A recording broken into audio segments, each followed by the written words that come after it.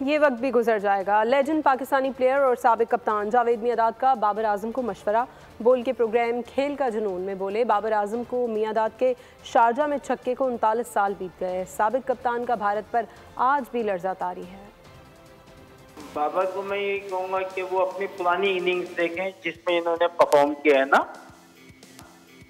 और फिर अपने आप को ये मैच कर लें अभी कि अभी पहले में और अब में क्या फर्क है। राइट, पहले जब मैंने जो अब जिस इनिंग में रन किया उसको लेके ना चलें और उसको देखें, पूरी देखें, तो इंशाल्लाह ये है कि प्रॉब्लम जो है ना वो काफ़ी सॉल्व हो जाएगी और खुद ब खुद पता चल जाएगी। जब प्लेयर अपने आप की देखेगा ना तो उसको खुद ब खुद पता चल जाता है।